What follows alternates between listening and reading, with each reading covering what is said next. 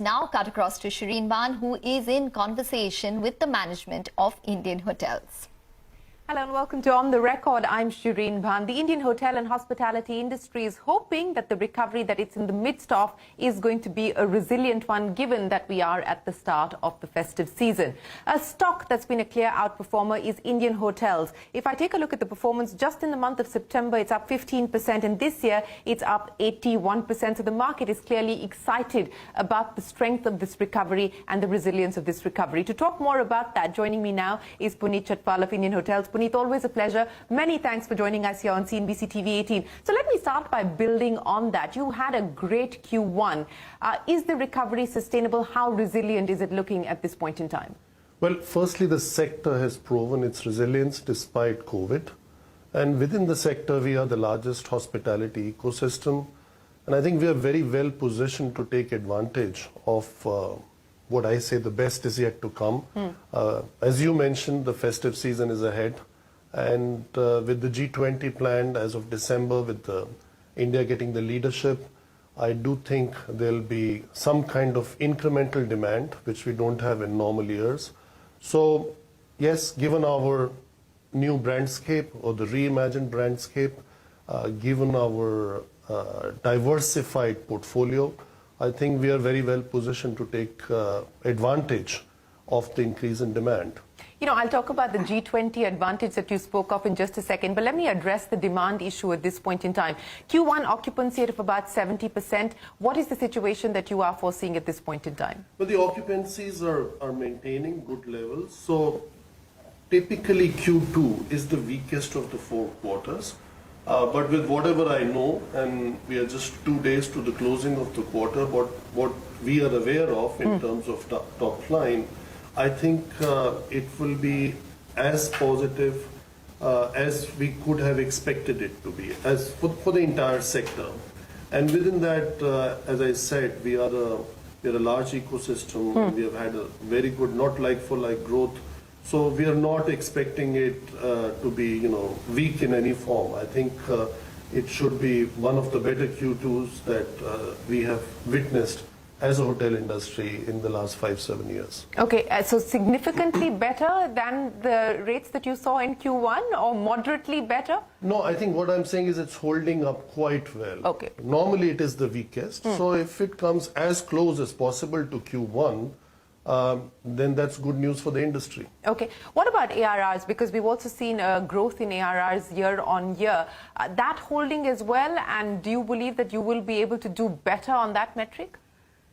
Going forward, I would say the Q3 is really the decisive quarter. It's always been the best, the strongest, because of the festive season, followed by the wedding season, followed by Christmas, New Year, everything happens for the best in our industry in Q3. So I think the rates and the increase in rates, we will have to wait till November to see if that's moving in that direction. My personal opinion is it will. We have room to grow. We have room to grow since not post-COVID, but for the last 10 years. And the kind of quality of hotels we have, the kind of service we provide, the kind of offerings we have the ability to charge, but we have not really seen that as much as we are seeing it now.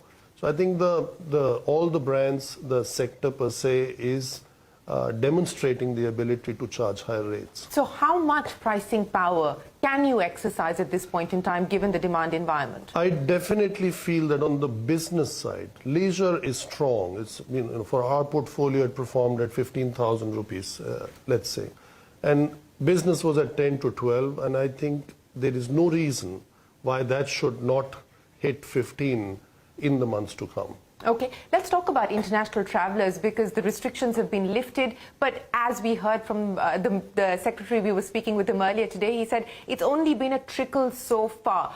Do you worry about the fact that given the global environment, the possibility of a recession, that trickle is likely to continue to be the trend and not turn into the deluge that industry was hoping for? Well, Shireen, for the lack of better sentence, which I've used with you on your channel several times, I think this too shall pass.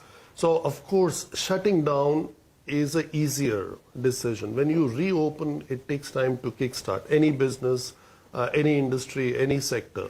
So I think with the October to March is typically when you get the international tourists. So it may not happen as much in October, but I'm very optimistic that as of November or at the latest as of January, February next year, that international travels will start coming back on the leisure side. On the business side, it's already coming. I mean, we have had a lot of global CEOs already visiting India in September. So that's been good news. And recently there was a JP Morgan Congress also in Delhi. So I do think that business travel has started. The flights are full. The airfares are, very high. But of course, the number of flights is less. So at some point, the demand and supply will balance out, and we will get to see more and more people coming in. Let's talk about supply. You talked about G20. What we are seeing at this point in time is that the hotel industry has the appetite to grow, but not quite the financing ability to be able to grow and deliver on the kind of supply requirements. Yours is a different story in comparison to many others at this point in time. But this supply-demand mismatch, how do you see it panning out? And is that invariably going to mean good news for at least branded players like yourself if there isn't additional supply that comes into the market? Well, I would like to state it differently. As long as demand continues to outpace supply, your pricing power will be strong. If supply does it the other way around, it outpaces demand, then the rates are always under pressure. So at the moment, given what has happened in the COVID times, I definitely feel demand will outpace supply in the major metros. But there is a strong need, given all the schemes the government has put in for development of infrastructure, with the Project Udan, with the new airports, with the Prime Minister Gati Shakti scheme. So I think all these would require a lot of infrastructure development, which is also the focus on the last budget that we had. And the indirect beneficiary of the infrastructure investment is obviously hospitality. And a lot of hotels need to be built in tier 2, tier 3 cities. And I think it's a good opportunity for the sector.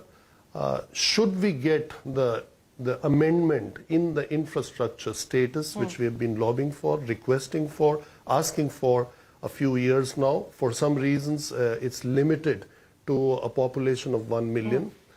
Should that get changed and amended, because it's based on a 2011 consensus, I think it gives you cheaper loans and a longer moratorium period. And at the same time, if the sector gets the industry status in the different states, some states have given it, but if others follow, I think that will improve the investment appetite in the hotel sector, and which will help in phenomenal job creation. We'll talk